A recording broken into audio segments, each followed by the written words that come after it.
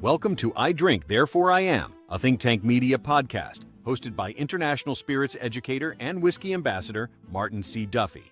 Each episode, Marty sits down with distillers, brand builders, and industry insiders to talk about the craft, the culture, and the business behind the spirits world. Pour yourself something appropriate, and let's get into it. This is yet another episode of I Drink, Therefore I Am. Hello. In this episode, we have a very special guest, an old friend, who's also been covering the spirit, especially the distillery world, for quite some time, with his magazine, Artisan Spirits. Artisan Spirit magazine. I've known you for 13 years, and I don't think you've ever said it right. And I'm impressed at the commitment to the bit. You're a monster. Well, yeah, but I like people to constantly be guessing. It's always good that they're not quite sure. What did you just say? Did you say something different this time? But the magazine, Brian, you have covered, and now you're editor. Co-founder, editor, yeah. Chief, you also. I have lots of names associated color with it. in all the pictures, especially that one. You know what? I think you should add a page like in Highlights magazine where there's a tree. Oh yeah, and little distillers are hidden inside the tree, and you got to circle them. Did you not know that we've hidden a small headshot of you, Marty, in every single issue? That would be fantastic. It's like a Where's Waldo, but Marty, and it's more upsetting. You know, there was a while there where I was at every whiskey show there was, and Paul Helko came up. Paul Helko, formerly of Few Spirits, came up with a bingo card, and I was the center. I was the center square.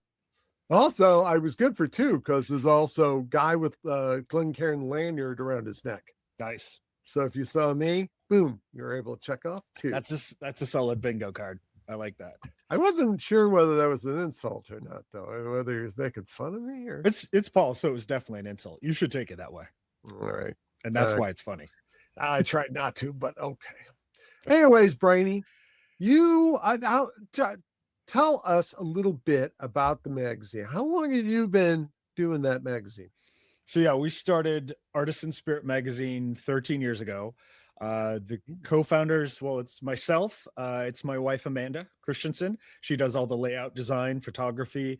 She does an incredible job. She makes the magazine look not like a trade publication because it's got beautiful photos, imagery. She spends a lot of time on it. She's really the heart of why the magazine looks the way it does. And then my best friend growing up, I've known her since we were 7, Ashley Monroe. She does the sales. She's the VP of sales and marketing. So she makes sure that we actually can feed our kids and gets us advertisers, sponsors. She manages all that. She does a fantastic job. Plus, she never ages. She never ages. No. Every time I see her, she looks like she's like 27. And now she's well into her 60s. I understand. Yeah, 68, I believe. She's going to cut you at the next convention. No, she's she's also the sweetest person in the world. She really is. She's so sweet. Yeah. So we've been doing this for 13 years. We started because the industry was kind of booming at that point, and we were too dumb not to try something. We had no idea what we were doing. No background in publishing. Really? None. I actually, and I'm sure you've heard this story before, but I actually came from the funeral industry prior to this, which is a whole other story. Not. Yeah. So I came originally from that. Whoa. You're not glossing. No, we got to quickly move on. So, oh man, come on. Were you an undertaker? No, it was more peripheral to the distilling industry, or I'm sorry, the funeral industry. I worked at a company that made memorial videos for funeral homes. It was called Memories by Design. And we had 400 funeral homes around the country that would send us photos of the people while they're alive. That's a key question people always ask. And we'd make, this is before, iMovie and Apple movies and all those things, that we would manually do photo correction, clean up the images, do a lot of great photo restoration.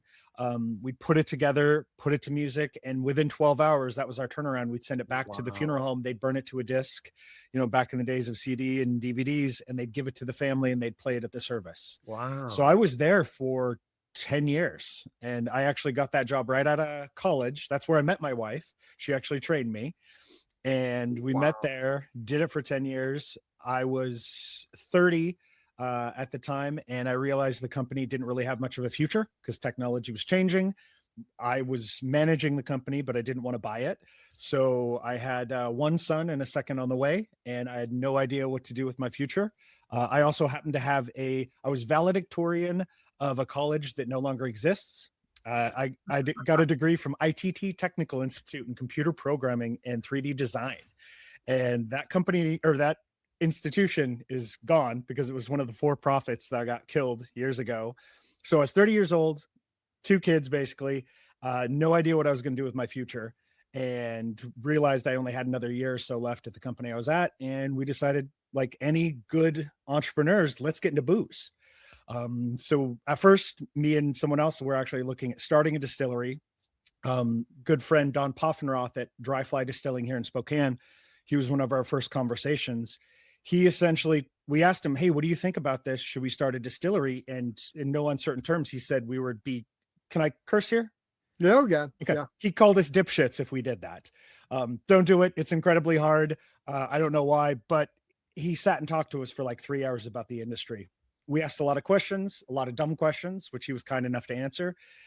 One thing led to another. We kind of looked at our skill sets and we realized, okay, let's do something different. Let's do education. Let's teach ourselves about distilling and then teach other people as we go along.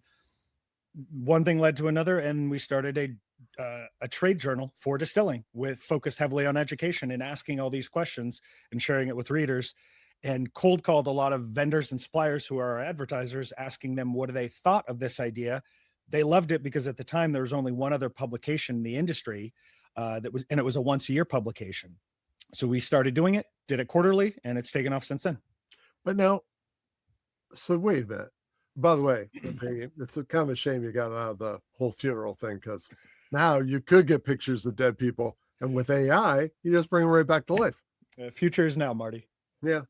But now wait, so you're working in the funeral business, then you think, hey, you know what? This all this dealing with dead people reminds me of. Hey, how about distilling? It's kind of a weird leap. I don't really see the connection. Yeah, there is no logical through line to that one. The only connection I can think of is the only people that drink more than the distilling industry are funeral directors. Oh. So there was a lot of drinking within the funeral industry. So maybe you could use that. I could see you want to have a drink after a long day's work. It's wild. But yeah, we actually kind of came up with the idea of the trade publication because we had so many complaints about the trade publications in the funeral industry. They were horrible. They were not fun to look. I mean, obviously there's not much that catches the eye, but they were dry, they were boring. And so we had a lot of experience with that. And we decided, well, we have experience with these kind of trade publications. What could we do that would be more engaging, more interesting? And thankfully, stills and the equipment and the fields and the grain, the agriculture are incredibly photographic.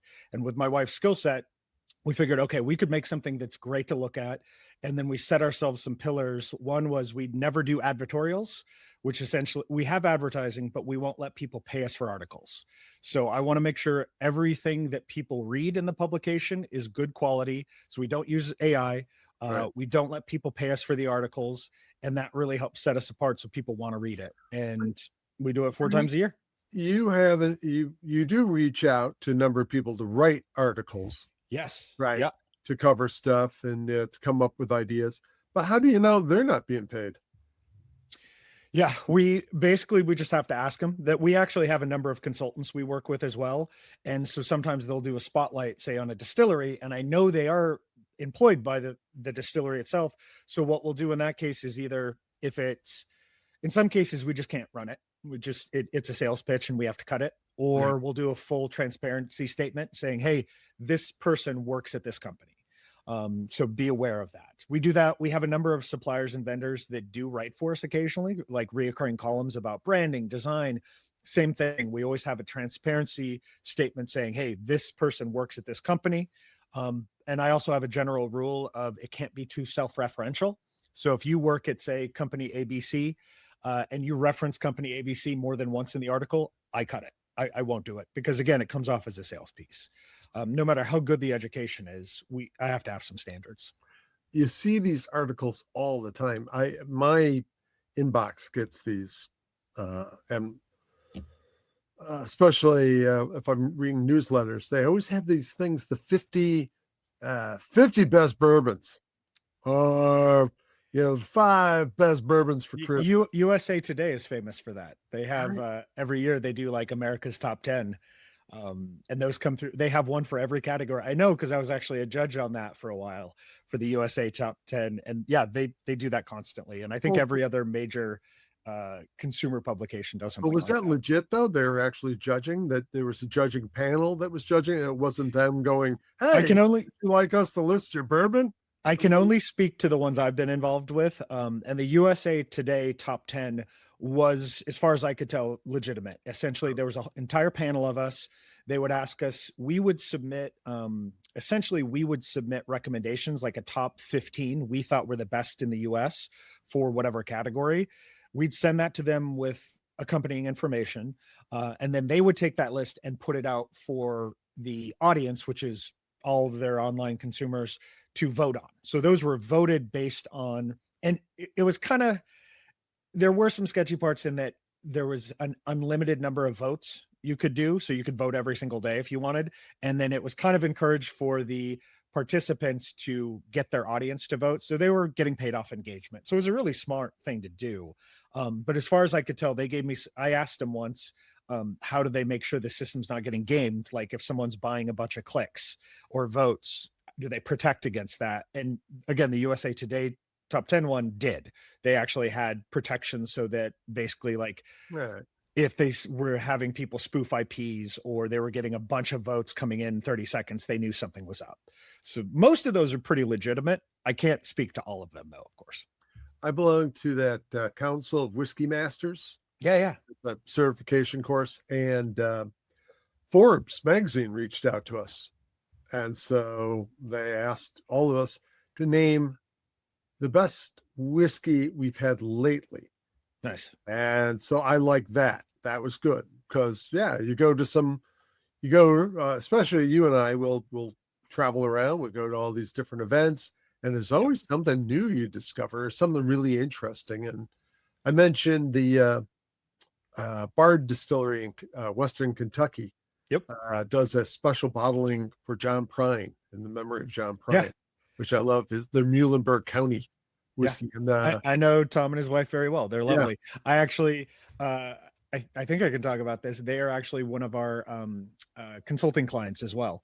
Speaking of full transparency, I also have a consulting agency called Cut Point Consulting, and we have a number of clients we help, and they were one of them. And that project was something we kind of advised on.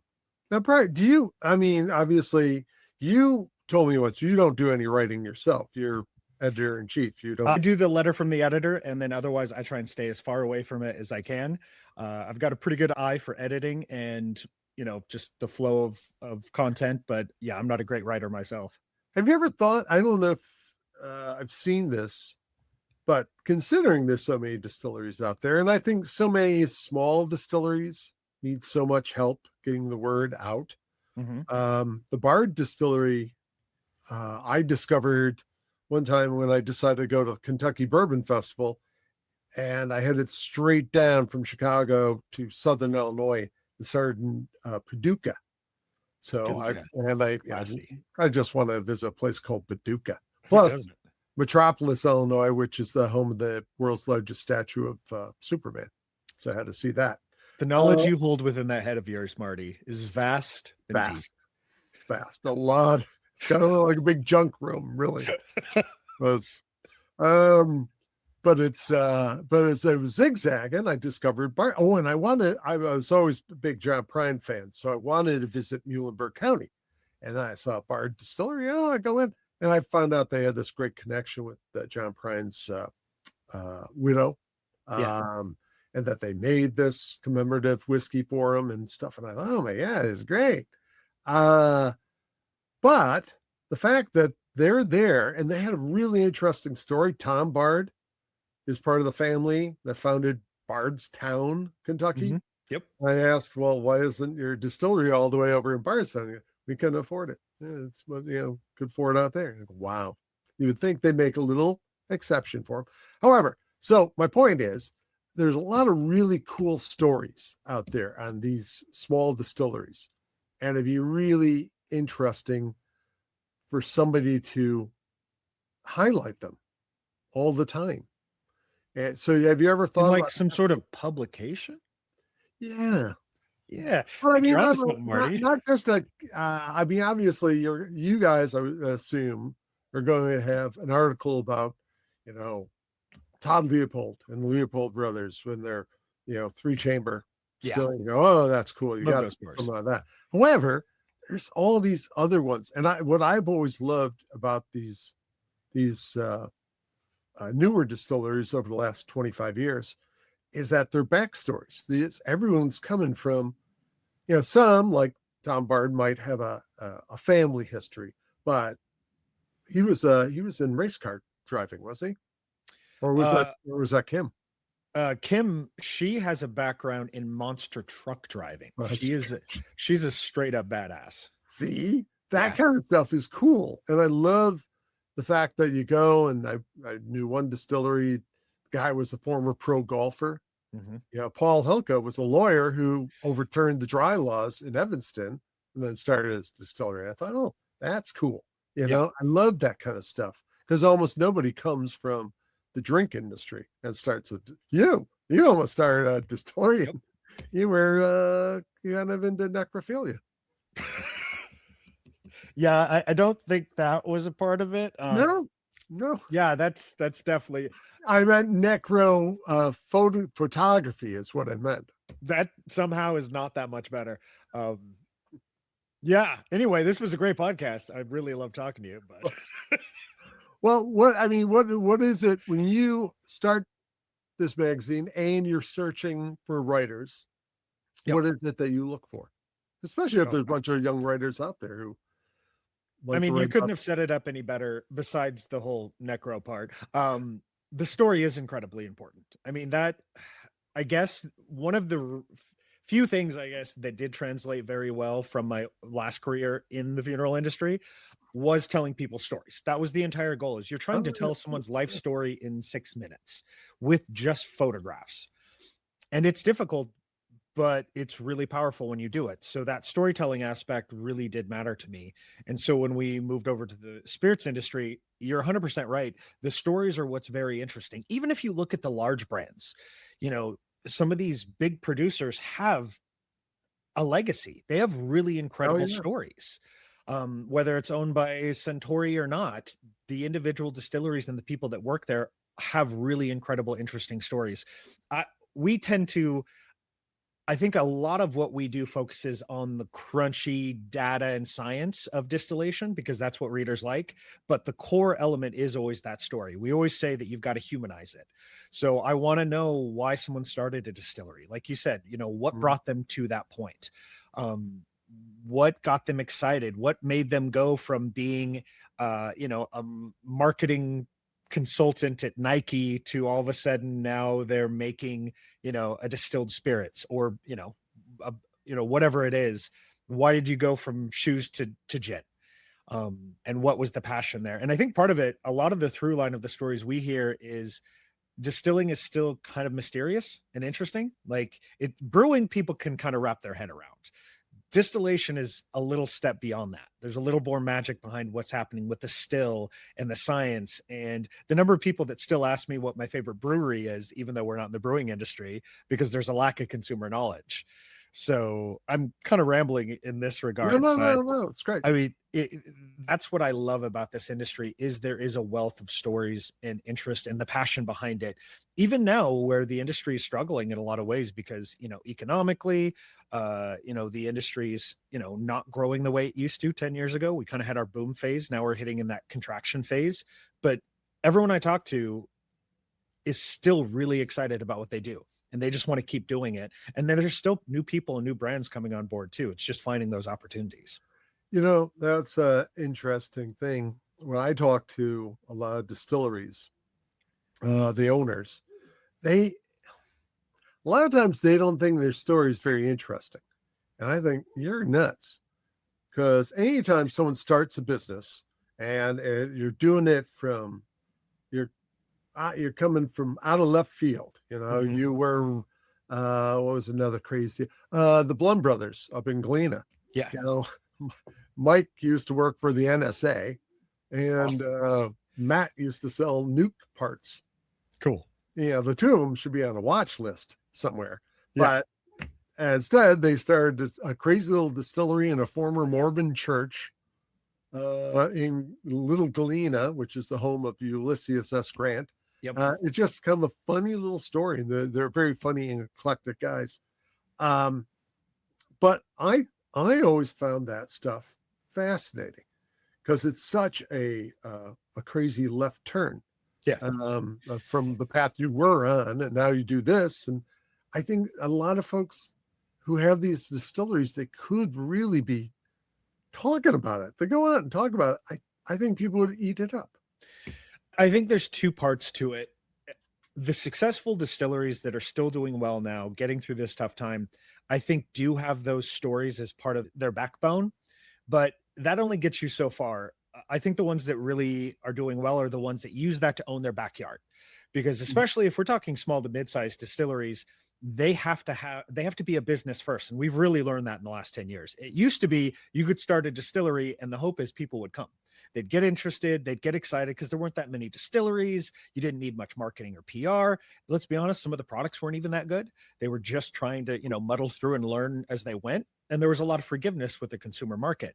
Now there's a lot more distilleries, and now business is a lot tougher. It's harder to get investment. It's harder to convince a bank. The value of the barrels and the collateral has dropped. So now that story will only get you so far, but it does work locally because locals and the tourists and the people that come through, they're hungry for those stories. So if you're able to take that story, turn it into a business that can sustain you, you're good to go. If you're just trying to say you're Al Capone's 43rd cousin and you're trying to sell a bunch of stuff in Florida or, some other random state that has no connection with Al Capone, no one cares. Yeah. That story only gets you so far. Yeah. Plus, I don't think he had a frequent flyer miles or anything. The fact that you go to all these different places, Al Capone stopped off here and he really enjoyed our whiskey that we didn't start making until about 60 years later. Yeah. I think the only person that had more influence on the craft scene than Dave Pickerel might be Al Capone. And he had such great taste in whiskey. I mean, he was a connoisseur. Yeah, I mean, there was well, but see, now here's something, and I've been a big proponent. I've told distilleries, as you said, own your backyard. Yeah. And starting with your actual backyard. If you literally your backyard. If you have a distillery, build that out, make that a destination place, have people come to it. I always point out to the journeyman folks, Bill and Johanna Welter, they've done wonders with their 2 distilleries now, that you go to the events they have there. And then when people go for the event, then they end up tasting the whiskey, they end up buying the whiskey, they bring the whiskey back, somebody else tastes their bottle, and it's great word of mouth. And like the Roman Empire that started with Rome, and then they spread out through the rest of Italy, they then jump across the rest of Europe and go right up to the British Isles. Now they conquered outward. That's what you need to do. But what about this, Brian? I think I've had a couple of discussions with a few folks in states that don't necessarily have a distillery trail. Yep. I would like to see states get behind this as well because it benefits the state. Tourism, the tax dollars, the extra jobs. If you can build out a cool distillery trail and give it support, then you're helping these little businesses, which are usually mom and pop, or even sometimes, you ever notice there's a lot of brothers who started distillery? Yeah. It's really common. But I don't know. I just think that would be kind of a cool thing. I wish more states would get into that, or even more distiller guilds would really build up their trails. Yeah. I've always been a fan of the tourism model. I mean, that's really where a lot of the revenue is coming in, keeping people, financially solvent right now is the tourism trade. And the ones that have really good tourist locations are doing well. And kind of what you mentioned in some ways subsidizes people that are outside of those tourist areas. So if you can build a trail and you may be off the beaten path, that will really help. But you need a lot of people, like you need the buy-in of all the distilleries or as many as you can get. It helps to have a state guild. So I always back it up a step and say, if you have a guild, join it. If not, try and start one. The hard part is these are small businesses that have limited time. And so now you're also asking them to volunteer time to run a nonprofit organization. So the guilds have slowed down too, just as things have gotten hard. But the guilds that have done well are the ones that can hold events, who can do trails, who can work with local tourism boards, sometimes even getting grants from the state so they can get a little extra funding to market some of these. It's great. And of course, you can't really compare it, but one of the best examples, of course, is Kentucky. Their tourism and their trail is, unparalleled. And one of the things that I think kind of alluding to what you're saying is the support structure around it. It's not just the guild or the distilleries, it's also the supplemental companies that support it. For example, I know there's like Mint Julep Tours and some of these other companies that will actually, you book with them and they'll take you to those locations to get your stamp.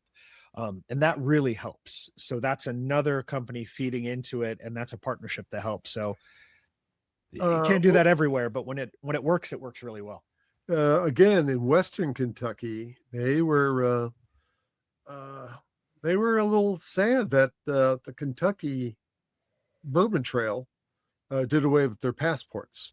Yeah, because that was one of the few items because Western Kentucky is off the beaten path. There's no major towns except for maybe Owensboro. Right. That, you're not going to travel all the way out there. It's beautiful. If you want to go for a beautiful scenic drive, it's gorgeous, but there's not a lot between Paducah and Bardstown. Right. There's a big chunk. And as I learned the hard way, Kentucky always looked like a small state to me. But that's going north, south, east, west. That's a freaking long state. Oh yeah. But a lot of the Western Kentucky distilleries lost a huge means of promotion was through those passports. And have they found ways to replace that yet? There was talk, and actually, you know what the Western Kentucky guys did? There were about 4 distilleries. I think it was Casey Jones, MB, was it? MB Roland? MB Roland. And I don't know if Green River was part of it. There was another one that was actually in northern Tennessee. I think it was called State Line Distilling, and Bard Distilling. Now, they created their own little passport just for them. They said, all right, great. You're going to do away with that? We'll make our own. But it's tiny. And then obviously, if you're already out there and you get the passport, well, you're kind of already out there. You probably are already going to visit those places. Right. But I would like to see more of that. I was just up in Wisconsin for the Wisconsin Distillers Guild and meeting, and they had they have a good turnout. And I think it benefits Wisconsin that there's a lot of crazy, fun tourism stuff to do. Wisconsin Dells, baby. I'm going back in the summer. That place is wild. It's wild. That's it. I mean, upside down White House. Nice. Yeah, the most successful distilleries I know right now are the ones that really are. We already talked about this, but the distilling side, I think of like Huber Starlight in Indiana. They get they're the second biggest tourist attraction in Indiana behind the Indianapolis Speedway. Like hundreds of thousands of people. It's incredible. Hard Truth is doing. I mean, you go there and it's a whole complex. And they have that's Nashville, Indiana, which is I never knew existed until Hard Truth. There's a Hard Truth, but they have music and all sorts of stuff. They build on whole name of Being Nat- able to tie in events to it. Another example is on Nantucket, Triple Eight Distillery, Notch. They do whiskey and a bunch of other products. They also Cisco Brewing. That's all on Nantucket there, and they have kind of an estate you can come to. They have bands on the weekend. They have food trucks. You come in and it's experiential, and you get to visit the island. And they're doing great too. Same thing, just massive amounts of tourists, and that really helps out. and even when I've gone down to the Kentucky Bourbon Festival, obviously it's a big celebration of bourbon. So a lot of the local distilleries, they're all doing something, but some have went all out. Bardstown Distilling had a Miami Vice night. Nice. And it was very funny because you just saw all these Don Johnsons. Well, everyone had the pastel jacket, and they had the Don Johnson wigs, and it was funny. It was funny, and it was a fun, goofy night. I mean, that kind of stuff. I just think it doesn't take a lot to be proactive. You could even have you got to check with your local ordinances and see if you get a entertainment thing. But I think if you're not charging for it. Yeah. Well, I was going to ask you, are you seeing, because I mean, everything we've talked about works well if you're in an area that benefits from tourism just naturally. But if you're not, are you finding people doing like other events to draw people in, like weddings or graduations, things like that?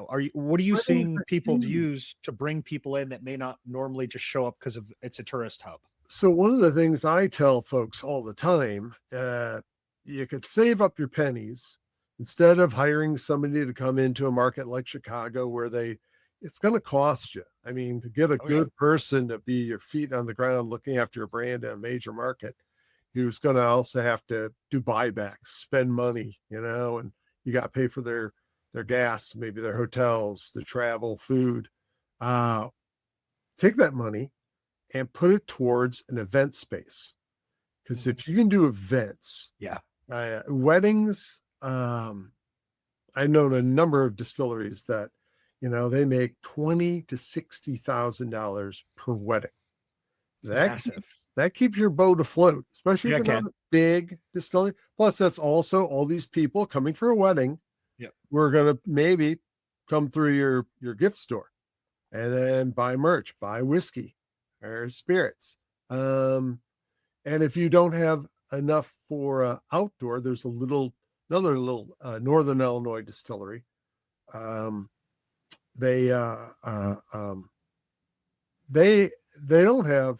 have a nice size tasting room, not huge, but what they do have is a lot of lawn area, and they have these trees all lined up in a row, and they have strung lights. And so you're going to have, in good weather, you're going to have an outdoor wedding right out there. Plus there's another area where they have tables, I thought. And I even asked him, I said, do you have distribution in Chicago? No, we're a little too busy just doing this. We got this and we got all that out there. We get a lot of events. Sweet. You're right. Don't do what you're doing. Plus, they're close enough to Chicago that word of mouth would be very easy. It's not that far. It's it's out by Rockford, outside of Rockford. So I'd say an hour and a half drive for most Chicagoans. And then you got, what's that? Dubuque. I think it's Dubuque, Iowa. I don't think that's a real place. No, that doesn't sound real. Dubuque. I got that. Last night I debuked all over the place. Or Madison. Madison's just north of there. But yeah, I mean, I've been saying that till I'm blue in the face, but I don't know. I really wish more distilleries would do that, because especially when you see how much people give up and how much work they put into it. Yeah. Some folks started kind of late in life. Mm-hmm. You want to see them get, and too many also bought into the whole, oh my God, Diageo's going to come by and buy this place for $100 million. Yeah, there was a bit of a double-edged sword with our industry, that the romance of it brought in a lot of people that were really excited, either because it was romantic to start a distillery and make a beautiful single malt or a bourbon. But at the same time, that if they didn't know how to run a business, that kind of bit them in the ass. And then you're right. A lot of people had the exit strategy of, oh, I'll do this for 2 years. I'll get a bit of a fan base, and then I can turn around and get that, blue sky payout from, you know, Beam or Centauri or whoever. And yeah, Diageo is not buying up these small brands anymore. Well, As we know, a lot of these big brand owners are shedding some of these yeah. smaller companies, and we're actually seeing. I mean, we both know of stories of distilleries, actually the original owners coming back and buying it back from those big brands and trying to relaunch, which I think is interesting too. That's an interesting phase of our industry where they're like pulling it back from the big producers and then trying to make it like that small town feel again. See, that would be a cool story, I think, for a better writer than me. No, it should be you, Marty. No. Should we also mention that you're also writing a column now for Artisan You Spirit? can. Cool. I mean, I wrote the one. You wrote the one. Have you even read it?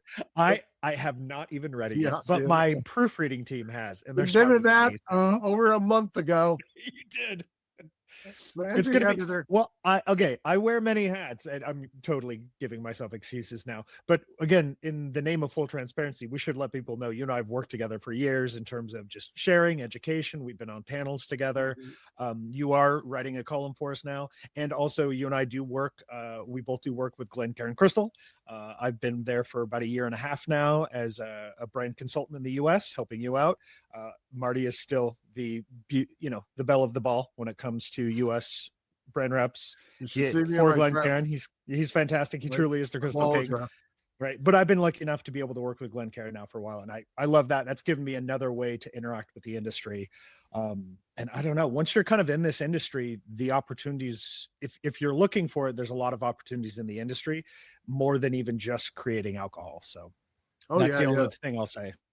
Well, that's just, I mean, obviously too, as things take a bit of a downturn in the marketplace. Yep. You find more and more folks who find themselves out of work. Yep. And it's very, some are quite well known, big names within the industry and absolutely, and very talented people. And then you think, oh, shoot. That's why I stopped insulting our general sales manager. Oh, well, I haven't stopped. I was going to say, I believe just 35 minutes ago, you were insulting him pretty brutally, actually. Just because I realized, hello, can't really, I don't want to become a consultant. Oh, well, but that is the thing. You have all these folks going out there, and it's a handy term. And some of them truly are. They're going out and consulting. But obviously, as more and more distilleries find it tougher, I think there'd be less money to hire a consultant. It's being consolidated. The biggest concern I have for the industry short term right now is we're kind of hitting this phase of brain drain where we have a lot, like you mentioned, there's a lot of really good, exceptional, knowledgeable people out there that are actually leaving the industry now because either their distilleries have closed up, they've been sold, they've been laid off. So they're starting to have to go into other industries. So we have this kind of wealth of knowledge that's grown up over the last decade. And as they leave, it's not necessarily being replaced. Wow. So that's one of the reasons, we've tried to build this network of consultants. Like you said, there's more consultants than jobs in a lot of ways. So by getting people together, you can at least kind of find jobs for people so they can stay in the industry. So don't lose all of that knowledge, and trying to find ways that they can keep engaging while things are tough until things get better, which, it could be another year or two. Where do you see them going, Brian? Mainly. Depends on their individual circumstances. So many people can't physically move because they have families. So that's part of the problem is, I know distillers that have been working for 15, 20 years and they can't move from the city they're in, but there's no other distilleries hiring in that city. So that puts them in a tight spot where they'll have to find any job that may be kind of adjacent to what they're doing, or they're out of work. They're just looking right now. I found that interesting. There was a couple of distilleries, say in the Midwest, that were looking for a head distiller. And they might not have been in major markets. Right.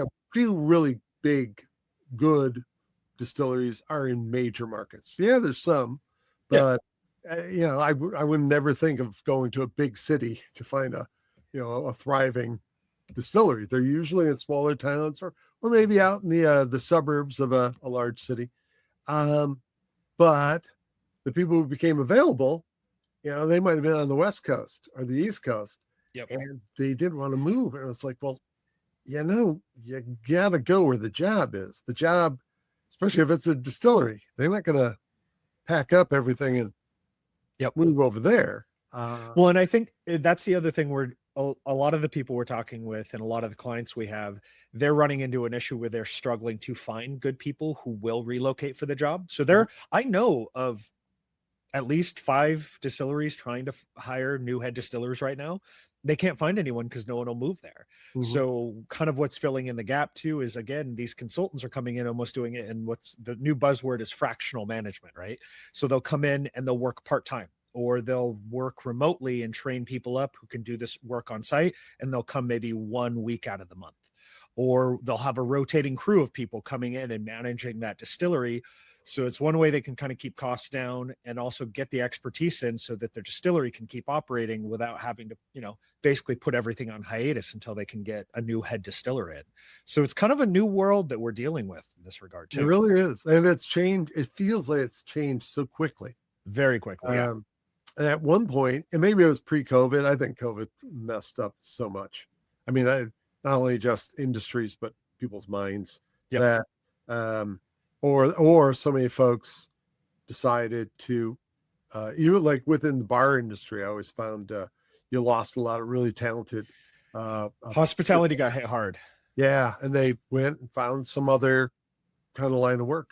But there was, once upon a time, it felt like there were so many young people, 20-somethings out there who thought, oh my God, I want to be a distiller. And they go and they're working, and you really thought, sometimes you had to go through a couple of them, realize These things happen. Yeah. Well, they so many folks, as you said before, they saw the romance of the glamour, and they realized, oh no, it's kind of like a job, isn't it? It's kind of like a job. Yeah. I gotta get up and I gotta get dirty and move stuff, and gotta grab a bag of malt and I clean out a tank, and I helped a few people get jobs, and they were so you're serious now, because I'm gonna put my word behind you. I'm gonna stand behind you. And oh no, definitely. Oh my God! And then they're out within a couple of months.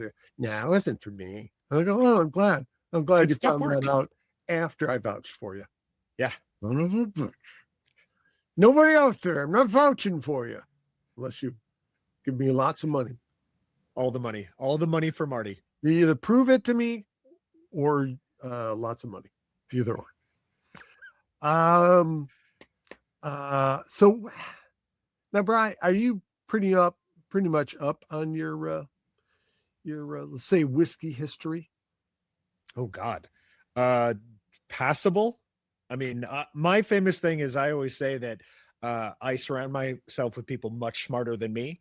So that's the best way to do any kind of business, professionally or personally. So I can muddle my way through some stuff, but a good book. I mean, it's a little dry reading, but Mike Veach's book on bourbon, good guy, American history, American heritage, is to me fascinating stuff, because it does show you, there was a time when rye was king, and then rye, started a long, slow fade, and then bourbon took its place. Oh, but then you had Prohibition, and then you had World War II, and then finally you thought, oh my God, the 50s, bourbon's going to be coming back. Oh, wait a minute, what's that trailing behind me? Vodka. And vodka, another 30 years, then you saw the bottom fall out of the whiskey industry, and even gin. Whiskey and gin were the two top ones, and then vodka took over for the next 20, 30 years. And I guess I think vodka is still tequila overtook vodka in the US, didn't it? As far as sales. I know the growth rate is massive compared to any other spirit. I don't know what the actual numbers are in terms of sales right now, but I know tequila is still king in terms of growth. It has started to slow, like all others, but it hasn't. Most of the others have flatlined.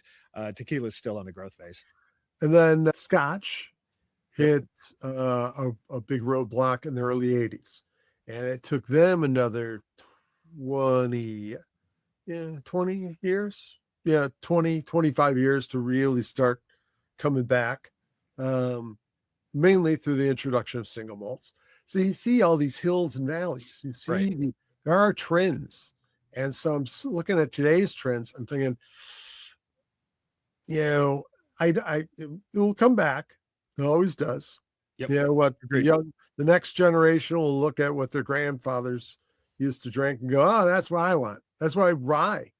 People, mixologists discovered, oh my God, rye Yeah. was the big one. That Rye had a good little resurgence a few years ago. Yeah. Then it kind of fell off. And then, you have little peaks and valleys. Everyone's always kind of wondering if the American single malt phase will start taking off. We always joke that anytime anyone asks me what the next trend is, I always say it's the year of rum. It's never the year of rum, but I say that every time just because I want to manifest that reality. Rum is always the next big thing for the last 25 years. Hey, I sit there. I'm the weird. I will drink rum and I love American brandies. American brandies, beautiful. Places like Dan Farber's got Osacalis out in California. California has some amazing American brandies. They probably won't ever take off like bourbon did. But there's some really cool things. I don't know what the next trend is going to be necessarily. I think single malt does have some more legs. I think that one is going to keep growing a bit. It's pretty steady.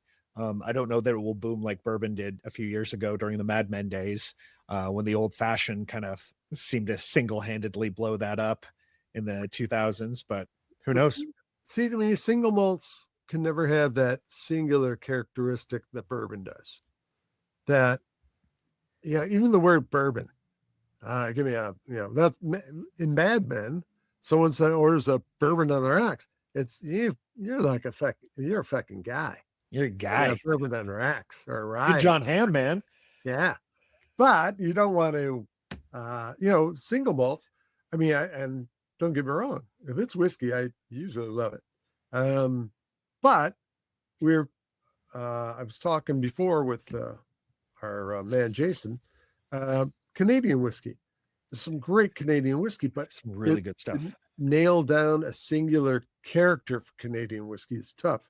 If you've tried all Canadian whiskey, it's hard to lump it under one like bourbon or Scotch. They're very, very distinctive whiskeys. And so it'll be interesting to see what happens with the single malt. If it helps float all the boats, I'm all for it. Yep. I think we are running out of time there, Briny. Thank God. I mean, no, that's a shame. I'm gonna miss you. You'll miss me. But we'll have you back on because in your position you cover everything. Yeah. I'd love to chat. I mean, we didn't even get to talk about this, but at some point I want to talk about like the US dietary guidelines came out. That was one that was kind of a win for the industry. There's some positive things. We kind of talked about some of the downsides, but there are some good things in the industry. We're at the top of the pyramid now. We're at the top of the pyramid now, baby. It's all spirits all the time. Start with whiskey, then I think White Castle hamburgers. Yeah, I think it's actually a bottle of Tito's and then the White Castle hamburgers. And that's true, I guess. Yeah. I wonder if they're going to specify like which spirits. Ooh, I'd like that. Yeah. There's a lot of that though. There wasn't there saying that, you could drink. Yeah, drinking's not bad for you. No. Which I don't know that it goes quite that far, but they lessen some of it. It's not bad to drink. It's actually old. It's an old thingy. It's not bad for you in moderation. Nothing is bad for you. They did bring up the fact it is good for social cohesion and communication. So that's kind of the soft sciences. I'm still a big fan of them. I'd love to come back sometime, but do you need me to do a plug or talk about any of the stuff? Oh, actually, people want to get your magazine. They just go to the website, which I go to Artisan Spirit Mag. That's mag.com. We also do Artisan Spirit Media has several properties, which is Artisan Spirit Magazine, the Journal of Distilling Science, which is a peer-reviewed science journal. We also have a podcast called the Still Talking Podcast, which we just talk about really nerdy distilling stuff. Very, very dumb. Don't listen to it. And then Wow, you are a good promoter. I'm really good at this. And then, yeah, Cut Point Consulting. If anyone is looking for help or wants to join the network of consultants, check that out. And that one is, I actually have a website. Cut Point. Yeah, it's just Cut Point Consulting. Look at that. Super simple. Sweet. All right, Brian, thank you very much, buddy. And Glenn Cairn's amazing. I got a Glenn big show. Cairn. Yeah. Marty loves Jason. Thanks for spending time with us on I Drink, Therefore I Am. You can watch every episode of the podcast inside Hospitality Nexus, a global human-first platform bringing the hospitality ecosystem together in one place. Inside the Nexus, it's a career fair that never closes, connecting industry leaders, educators, students, employers, and partners through real presence. Create your free account and explore the community at hospitalitynexus.org. And until next time, sip thoughtfully, drink responsibly, sláinte.